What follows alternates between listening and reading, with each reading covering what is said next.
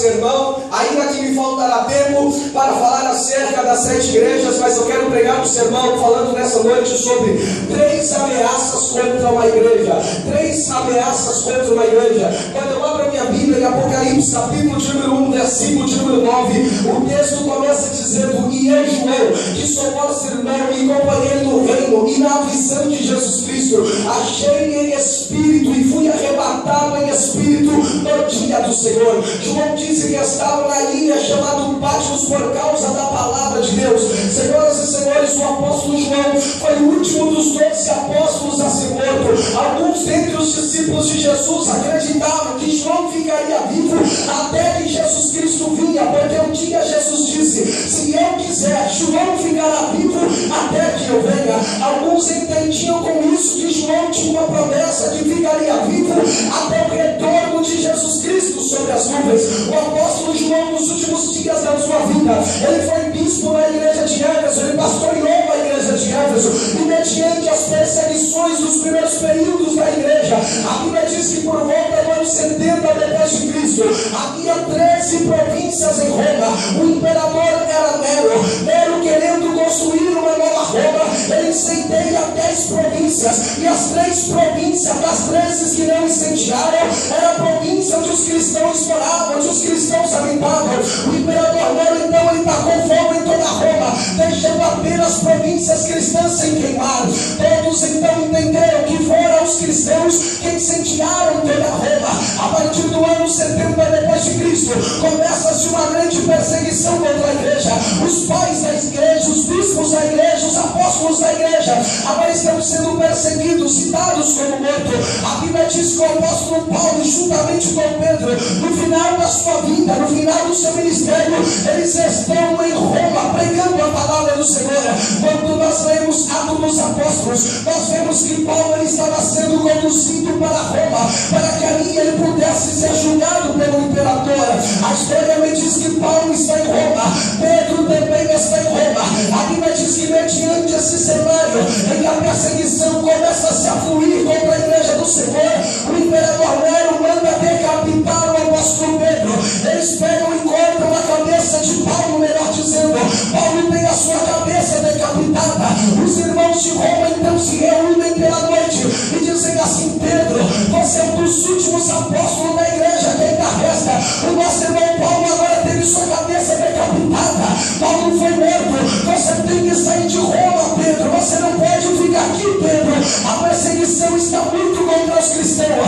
A história da igreja me diz que os irmãos de Roma fizeram algo e pela madrugada pegaram o apóstolo Pedro e conduziram ele para o lado de fora da cidade de Roma.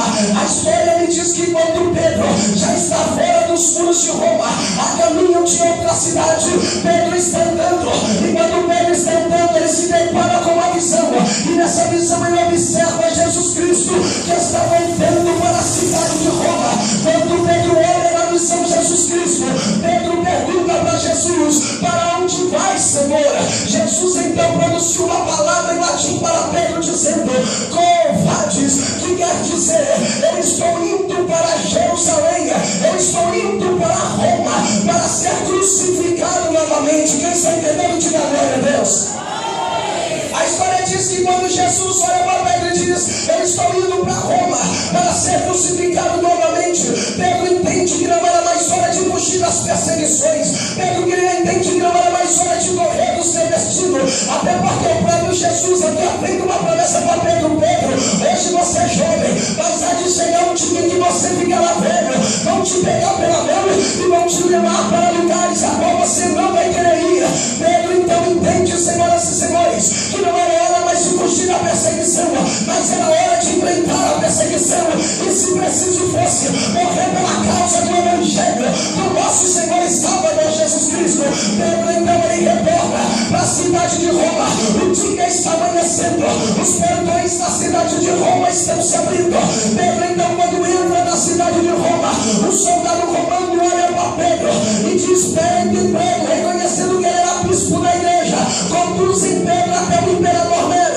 O imperador Nero, querendo dar uma lição para todos os cristãos que serviam a Cristo em Roma, coloca Pedro entrando a passar pública na cidade de Roma, coloca Pedro crucificado ao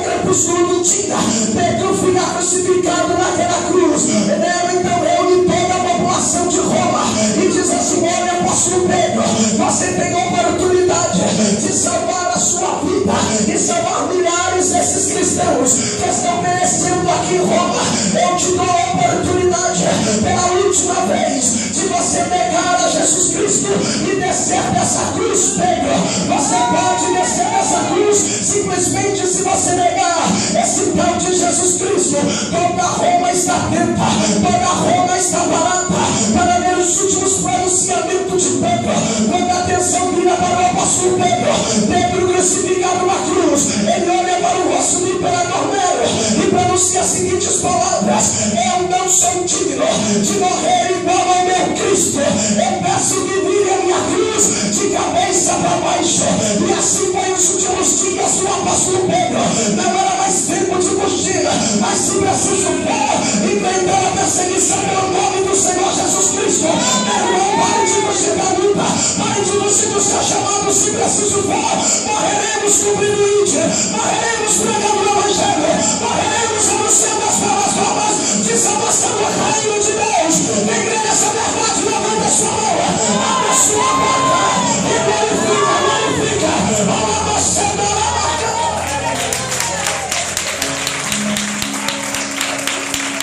Pedro agora está morto. O fato da perseguição está sobre João, o último apóstolo a morrer. O imperador agora não é mais Nero, mas é Domiciano, sucessor de Nero. Domiciano continua perseguindo a igreja. Ele chama João, que está pastoreando a igreja de Éfeso. João agora é conduzido para a ilha chamada Patmos, uma ilha rochosa, cheia de animais ferozes, onde os piores prisioneiros da época eram lançados naquela ilha, onde os prisioneiros políticos eram lançados ali. João está naquela ilha. Aí João começa a escrever no Apocalipse, no capítulo 1, versículo de número 9. E eu, João, que sou vosso irmão e companheiro no reino e na aflição de Jesus Cristo, achei-me em espírito na ilha chamada Patmos e fui arrebatado em espírito no dia do Senhor. João está dizendo que foi arrebatado no dia do Senhor. Essa expressão dia do Senhor é a expressão que a igreja primitiva, ou a igreja do primeiro século, elas guardaram o primeiro dia da semana. E a igreja tinha bom costume de ter o primeiro dia da semana, sábado e domingo, ministrar a ceia.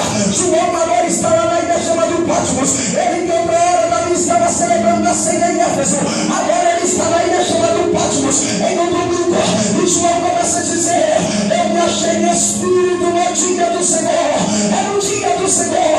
Eu parece que vejo João na ilha, orando: Deus, visita a minha igreja, que eu pastoreava, visita os membros de Éfeso, e não só de Éfeso, Senhor, mas de todo o mundo, de todo o planeta, onde os cristãos estão enfrentando a perseguição. Visita eles, Deus. E eu acredito que a igreja de Éfeso também orava enquanto eu ministrava a ceia, porque a ceia é o culto da comunhão, a ceia é o culto da confraternização. Eles oravam e diziam: Deus, visita João na ilha de Patmos, Deus. João está lá, mas o Senhor não se esqueça de João. Visita João lá, Deus. Aleluia, Deus. Aí eu vejo Deus, senhoras e senhores, que de repente no dia do Senhor, enquanto a igreja está celebrando a ceia comunhão, eu parece que vejo Deus dizendo: João, ele não pode ficar fora dessa comunhão. João, ele não pode ficar fora. Aí João diz: aí eu ouvi uma voz atrás de mim como o som de muitas águas. E quando eu ouvi aquela voz, a voz, eu olhei para trás para ver quem falava comigo. E mirando me vi um homem vestido de veste talada de branco, com um cinto de ouro no seu peito. João diz: eu olhei para os seus cabelos, e eles eram brancos como a lã, como a branca neve. Eu olhei para os seus olhos, e os seus olhos eram como uma chama de fogo. Eu olhei para os seus pés, e eram como latão reluzente, como bronze quando refinado numa fornalha. Eu ouvi a sua voz, e a sua voz era como a voz de muitas águas. Eu olhei para a sua boca, e da sua boca saiu uma dura espada de 2 gumes. E então olhando para ele disse: João, não temas, João, não temas. O que vem escreve em um livro e manda 7 igrejas que estão na Ásia, a saber, a Éfeso, a Pérgamo, a Tiatira, a Laodiceia, a Filadélfia. Envia, João. Eu tenho uma notícia para a igreja da Vila Basura aqui nessa noite. Aquele mesmo que João viu, é o mesmo que passeia aqui, é o mesmo que entra aqui, é o mesmo que opera aqui, é o mesmo que mora aqui, é o mesmo que restaura aqui. João, em uma das suas visões,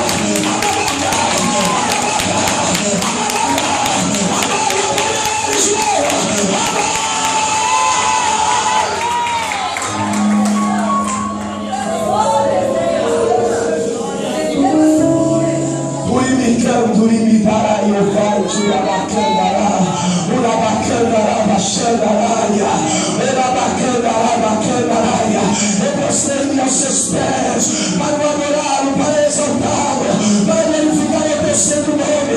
Esse valente grande Jesus Cristo, Ele dá dono da igreja, Ele me passeia na igreja, Ele me restaura a igreja. Se você não consegue ver os olhos fechados, você não consegue ver os olhos abertos, feche os seus olhos, ligue seu pensamento. Pregador, eu não posso ver, mas você pode sentir a sua presença, você pode sentir a sua graça. Ele diz que eu vou para o Pai, mas enviarei outro Consolador, o Espírito Santo, e Ele estará convosco todos os dias, até a consumação do século. O Espírito Santo está aqui, o Espírito Santo está aqui. Não seja diferente, abra sua boca, deixa o Espírito te encher, deixa o Espírito te tocar. Quantos querem sair daqui? Quantos precisam sair daqui cheio do Espírito? Momento, diga Deus, eu quero, diga Deus, eu preciso, diga Deus, falta, Deus, enche essa igreja de glória, enche, levanta a boca, receba, e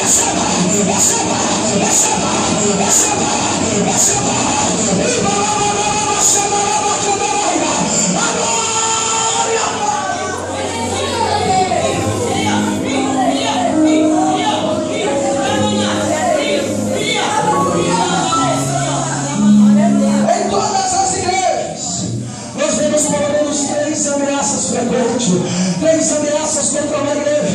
Qual é a primeira ameaça, pregador? O horário não é oportuno, mas eu quero usar a igreja de Éfeso aqui para poder exemplificar. A primeira ameaça de uma igreja é o esfriamento espiritual. No versículo 4 do capítulo 2, tenho porém contra ti que abandonaste o teu primeiro amor. Lembra-te, pois eu te caíste, arrepende-te de muito tempo antes que eu venha sobre ti. A primeira ameaça contra uma igreja, pastor Maurício, é o esfriamento espiritual. Paulo escreveu a sua carta aos Gálatas dizendo: nós não estamos insensatos, que tendo começado no espírito, acabais agora na carne. O bonito da caminhada cristã não é como a gente começa, o bonito é como nós vamos terminar. Muitos começaram bem, mas terminaram mal. Esfriamento espiritual tem tomado conta de muita igreja, tem tomado conta de muito crente. Crente que vem para a igreja fica diferente, não consegue falar em línguas, não consegue sentir a presença do Senhor. Senhoras e senhores, a Bíblia diz que o que faz divisão entre nós e Deus são os nossos pecados, mas João mesmo que foi arrebatado, ele disse: filhinhos, não temas, porque se pecares, tem importante mandar o nosso Senhor e Salvador Jesus Cristo. Não deixa o diabo te acusar, não deixa o diabo te condenar, não deixa o diabo dizer que você não vai sentir nada, porque o nosso advogado é Jesus, é Jesus, é Jesus, Ele é o nosso advogado. Esfriamento, muito crente frio, muita igreja fria. Mas Jeremias disse: não é a minha palavra como fogo, diz o Senhor, e como martelo que esmiuça a pega. Sabe por que a igreja fria? Sabe por que a igreja fria? É porque falta palavra, é porque necessita de palavra. A minha palavra é como fogo, e como martelo que esmiuça a pega. A palavra de Deus é fogo. A Bíblia diz que quando Jesus estava com os discípulos no caminho de Emaús, de repente eles pararam, olharam para Jesus, e Jesus disse: eu já me vou. E eles disseram: porventura não nos ardia o coração quando ele nos falava, porventura não nos queimava o coração quando ele falava.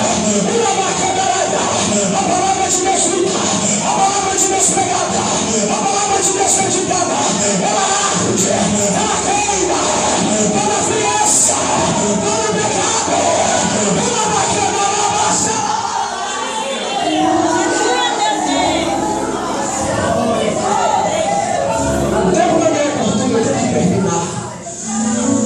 A primeira ameaça de uma igreja: as 7 igrejas passaram pelo esfriamento espiritual. Deus se acomode com o esfriamento espiritual.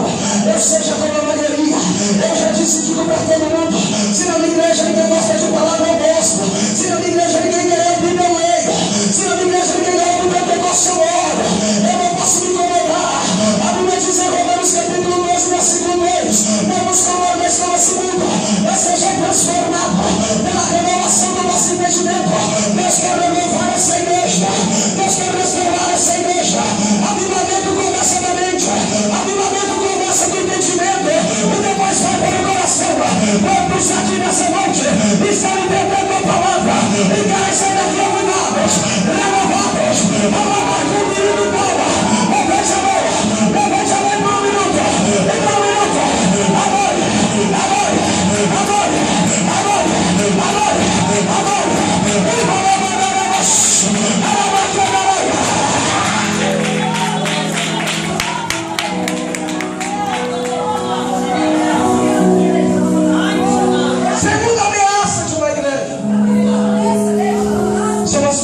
perseguições.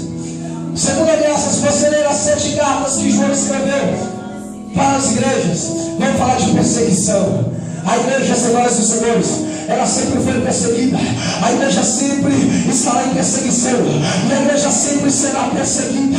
A igreja sempre passará por provação. Eu lendo a história da igreja, Justino Mártir escreveu no seu livro a história dos primórdios da igreja primitiva. O imperador Domiciliano, ele pegava alguns cristãos, colocava sobre a arquibancada da arena e dizia: Senhor, vocês vão negar Jesus. Os cristãos diziam: não, nós não vamos negar Jesus. A perseguição era ferronha contra o cristianismo. O imperador então pegou crianças de 5, 6 anos de idade, colocou no meio da arena, rebusou seu corpo de sangue, colocou pele de ovelha sobre eles e colocou no meio da arena, colocou seus pais na arquibancada para ver aquilo. Do outro lado as feras estão ali, leões e outros tipos de animais, famintos para devorar aquelas crianças. As crianças se abraçavam na arena, coberta com corpo de sangue, com pele de ovelhas.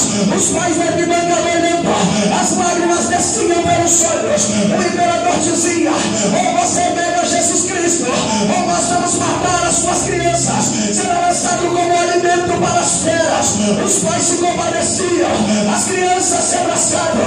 Eu me lembro de um pai que ele se levanta no meio da arquibancada, ele levanta a mão para o céu e diz: Senhor Jesus, há 30 anos eu tenho te servido e até agora eu nunca te neguei, Senhor, mas é o meu filho lá na arena, Senhor, é a minha criança na arena, permita-me, Senhor, te negar apenas dessa vez, então nunca mais te negarei. Quando aquele pai se levanta do seu lugar e está caminhando em direção ao lugar para negar a Jesus, o seu filho de 5 anos de idade se levanta no meio da arena, coberto de sangue, tira a pele de ovelha, vai em direção ao teu pai e diz assim: Pai, não negue a Jesus não, Pai, não negue a Jesus não, porque ainda que eles nos matem aqui, daqui a pouco, Pai, vamos ser com Jesus a Nova Jerusalém. Mas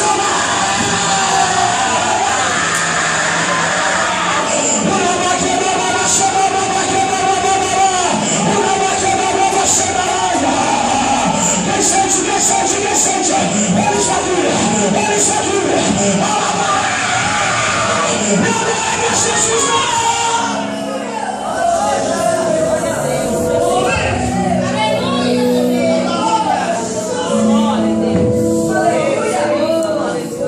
Se coloca de pé. O horário não é oportuno, não dá tempo nem de chegar na última ameaça para a igreja. Aumenta o som desse teclado aí, Enoque.